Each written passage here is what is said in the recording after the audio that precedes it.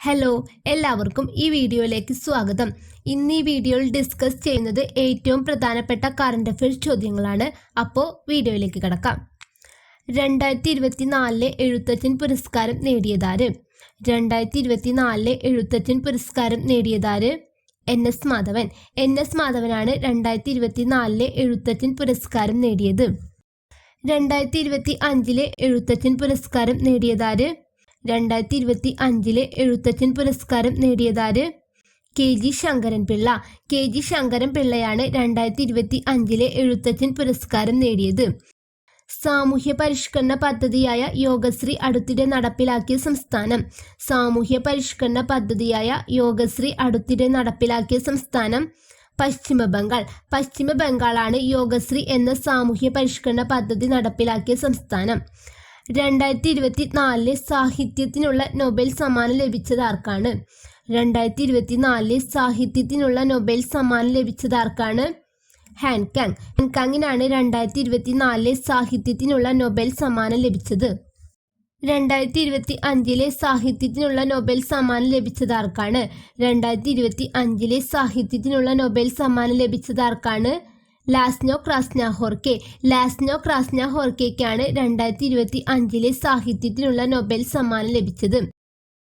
കേരള സംസ്ഥാന കായിക വകുപ്പ് മന്ത്രി ആര്? കേരള സംസ്ഥാന കായിക വകുപ്പ് മന്ത്രി ആര്? വി അബ്ദുൾ റഹ്മാൻ. വി അബ്ദുൾ റഹ്മാനാണ് കേരള സംസ്ഥാന കായിക വകുപ്പ് മന്ത്രി. EV രാമസ്വാമി നായ്ക്കർ സ്മാരകം സ്ഥിതി ചെയ്യുന്നത് എവിടെ? EV രാമസ്വാമി നായ്ക്കർ സ്മാരകം സ്ഥിതി ചെയ്യുന്നത് എവിടെ? വൈക്കം. കോട്ടയത്തെ വൈക്കത്താണ് EV രാമസ്വാമി നായ്ക്കർ സ്മാരകം സ്ഥിതി ചെയ്യുന്നത്. രാഷ്ട്രപതി ഭവനിലെ ദർബാർ ഹാളിന്റെ പുതിയ പേര്. രാഷ്ട്രപതി ഭവനിലെ ദർബാർ ഹാളിന്റെ പുതിയ പേര് ഗണതന്ത്ര മണ്ഡപം. ഗണതന്ത്ര മണ്ഡപം എന്നതാണ് രാഷ്ട്രപതി ഭവനിലെ ദർബാർ ഹാളിന്റെ പുതിയ പേര്. നിലവിലെ കേരള വിവരാവകാശ കമ്മീഷണർ. നിലവിലെ കേരള വിവരാവകാശ കമ്മീഷണർ വി ഹരിനായർ. വി ഹരിനായരാണ് നിലവിലെ കേരള വിവരാവകാശ കമ്മീഷണർ. ഇന്ത്യയിലെ ആദ്യ national highway steel slag road ഉദ്ഘാടനം നടന്നത്.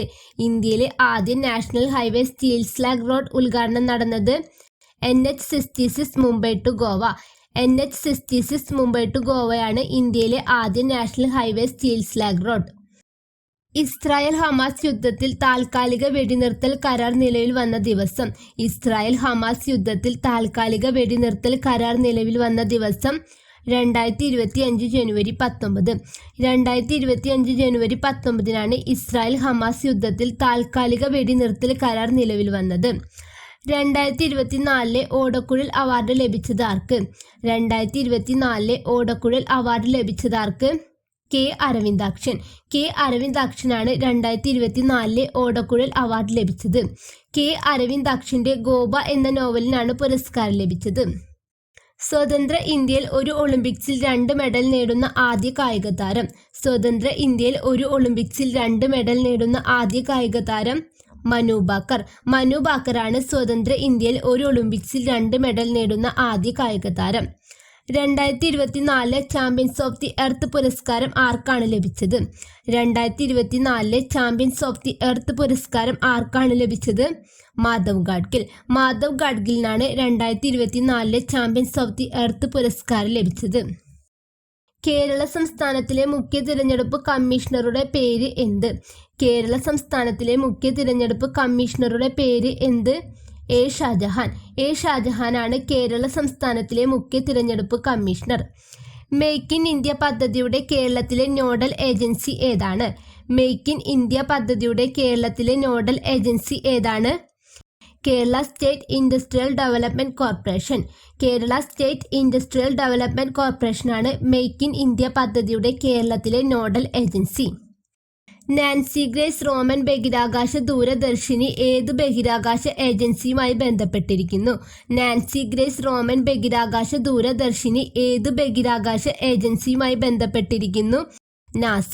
നാസ എന്ന ബഹിരാകാശ ഏജൻസിയുമായി ബന്ധപ്പെട്ടതാണ് നാൻസി ഗ്രേസ് റോമൻ ബഹിരാകാശ ദൂരദർശിനി. ലോകത്തിലെ ആദ്യത്തെ 4ാം തലമുറ ആണവ റിയാക്ടർ ആരംഭിച്ച രാജ്യം. ലോകത്തിലെ ആദ്യത്തെ 4ാം തലമുറ ആണവ റിയാക്ടർ ആരംഭിച്ച രാജ്യം ചൈന. ചൈനയാണ് ലോകത്തിലെ ആദ്യത്തെ 4ാം തലമുറ ആണവ റിയാക്ടർ ആരംഭിച്ച രാജ്യം.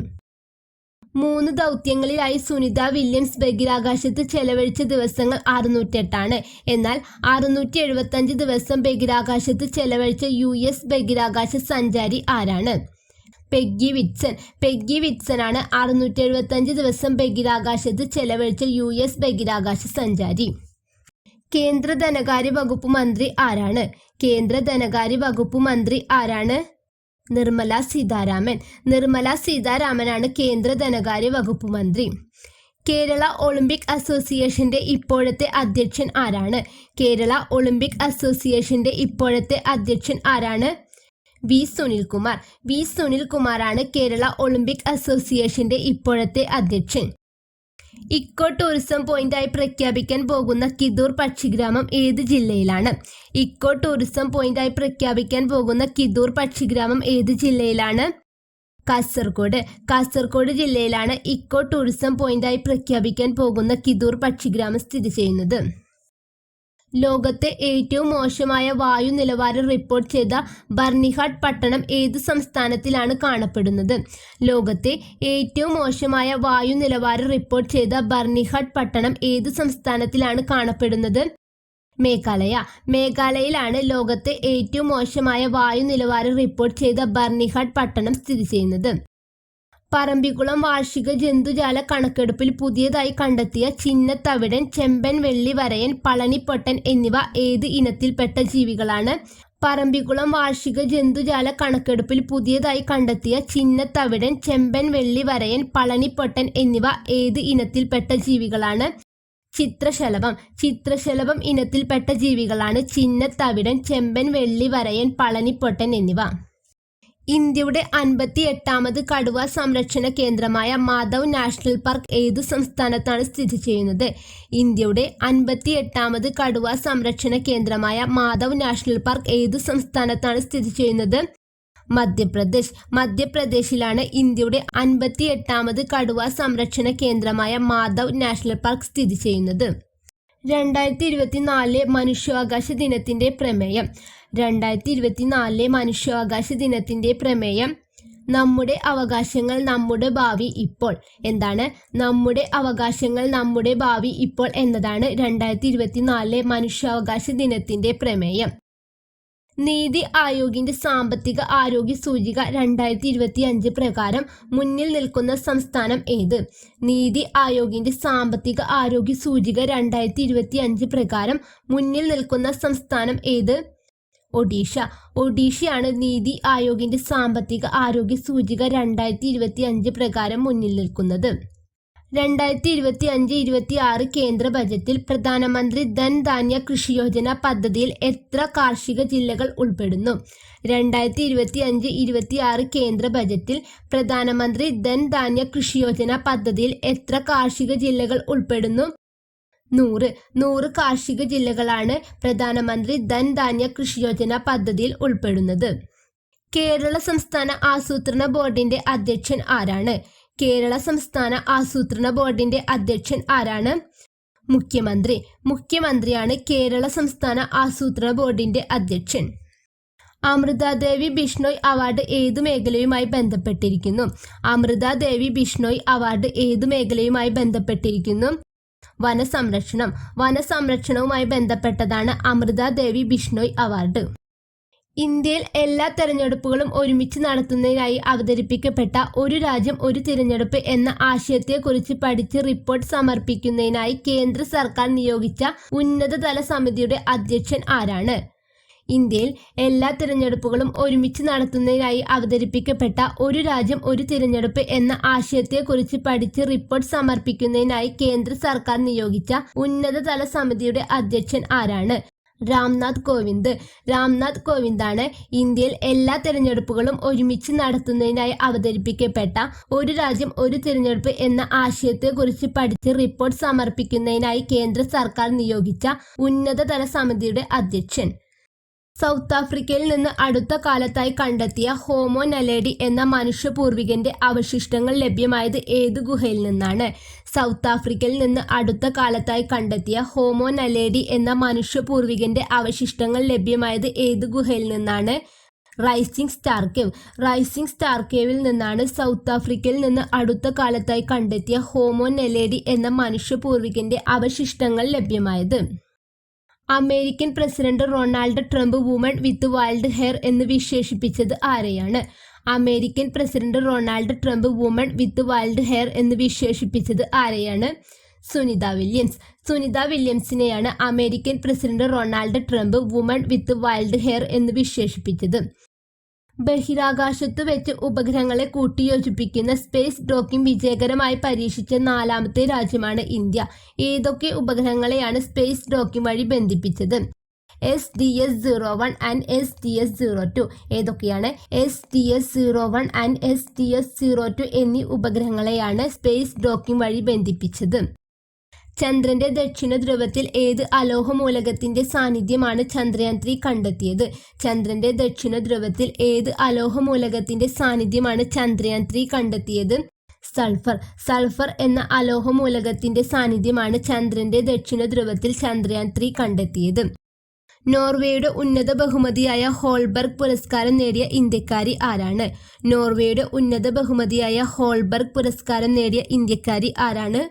ഗായത്രി സ്പിവാക്. ഗായത്രി സ്പിവാക്കിനാണ് നോർവേയുടെ ഉന്നത ബഹുമതിയായ ഹോൾബർഗ് പുരസ്കാരം ലഭിച്ചത്. 2025 നവംബർ മാസത്തിൽ നടന്ന G20 ഉച്ചകോടിക്ക് ആതിഥേയത്വം വഹിച്ച രാജ്യം.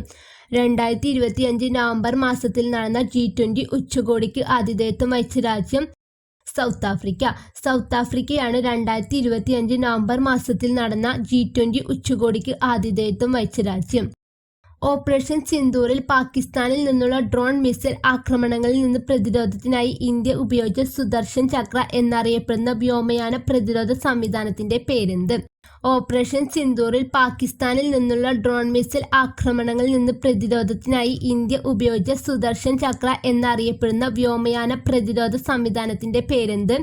S-400 triumph. S-400 ട്രയംഫ് എന്നാണ് ഓപ്പറേഷൻ സിന്ദൂറിൽ പാകിസ്ഥാനിൽ നിന്നുള്ള ഡ്രോൺ മിസൈൽ ആക്രമണങ്ങളിൽ നിന്ന് പ്രതിരോധത്തിനായി ഇന്ത്യ ഉപയോഗിച്ച സുദർശൻ ചക്ര എന്നറിയപ്പെടുന്ന വ്യോമയാന പ്രതിരോധ സംവിധാനത്തിന്റെ പേര്.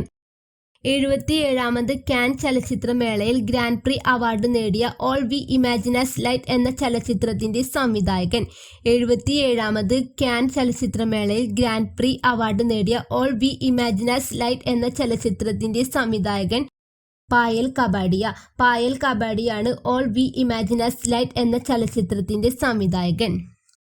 2023 സരസ്വതി സമ്മാൻ പുരസ്കാരത്തിന് അർഹമായ രൗദ്രസ്വാത്തികത്തിന്റെ കർത്താവാര്?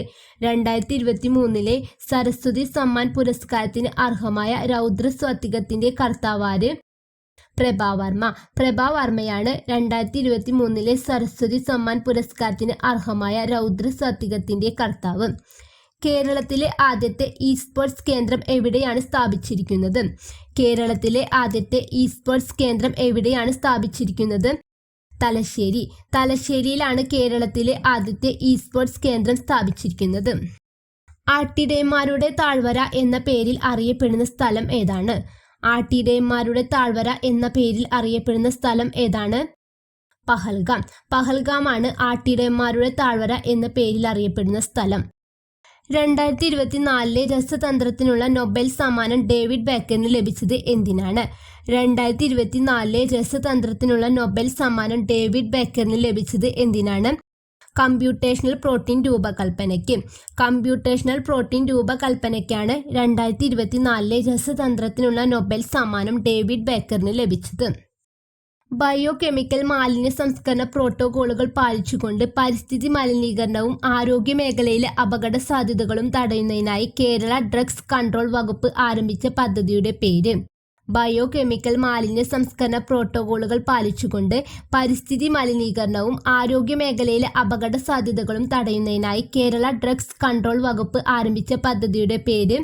എൻപ്രൗഡ്. എൻപ്രൗഡ് എന്നാണ് ബയോ കെമിക്കൽ മാലിന്യ സംസ്കരണ പ്രോട്ടോകോളുകൾ പാലിച്ചുകൊണ്ട് പരിസ്ഥിതി മലിനീകരണവും ആരോഗ്യ മേഖലയിലെ അപകട സാധ്യതകളും തടയുന്നതിനായി കേരള ഡ്രഗ്സ് കൺട്രോൾ വകുപ്പ് ആരംഭിച്ച പദ്ധതിയുടെ പേര്.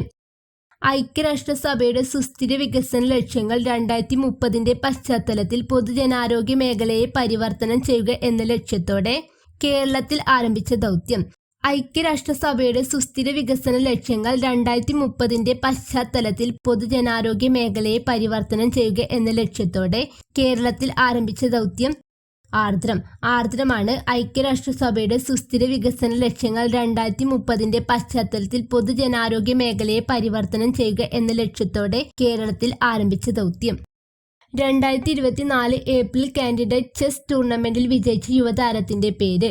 2024 ഏപ്രിൽ കാൻഡിഡേറ്റ് ചെസ് ടൂർണമെന്റിൽ വിജയിച്ച യുവതാരത്തിന്റെ പേര് ഡി ഗുഗേഷ് എന്നാണ് 2024 ഏപ്രിൽ കാൻഡിഡേറ്റ് ചെസ് ടൂർണമെന്റിൽ വിജയിച്ച യുവതാരത്തിന്റെ പേര്. ഇന്ത്യയിലെ ആദ്യത്തെ സാഹിത്യ നഗരമായി യുനെസ്കോ പ്രഖ്യാപിച്ച നഗരം ഏതാണ്? ഇന്ത്യയിലെ ആദ്യത്തെ സാഹിത്യ നഗരമായി യുനെസ്കോ പ്രഖ്യാപിച്ച നഗരം ഏതാണ്? കോഴിക്കോടാണ് ഇന്ത്യയിലെ ആദ്യത്തെ സാഹിത്യ നഗരമായി യുനെസ്കോ പ്രഖ്യാപിച്ച നഗരം. ഇന്ത്യയിൽ ഏത് സംസ്ഥാനത്താണ് ചുഴലിക്കാറ്റ് ബിപർജോയ് ഏറ്റവും കൂടുതൽ ബാധിച്ചത്? ഇന്ത്യയിൽ ഏത് സംസ്ഥാനത്താണ് ചുഴലിക്കാറ്റ് ബിപർജോയ് ഏറ്റവും കൂടുതൽ ബാധിച്ചത്? ഗുജറാത്തിലാണ് ചുഴലിക്കാറ്റ് ബിപർജോയ് ഏറ്റവും കൂടുതൽ ബാധിച്ചത്. 2024 ഫെബ്രുവരിയിൽ ഏത് രാജ്യത്താണ് ബ്യൂബോണിക് പ്ലേഗ് സ്ഥിരീകരിച്ചത്?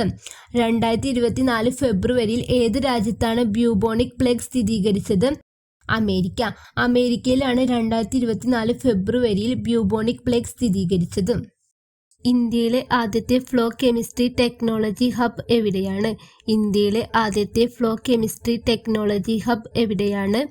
ഹൈദരാബാദിലാണ് ഇന്ത്യയിലെ ആദ്യത്തെ ഫ്ലോ കെമിസ്ട്രി ടെക്നോളജി ഹബ്.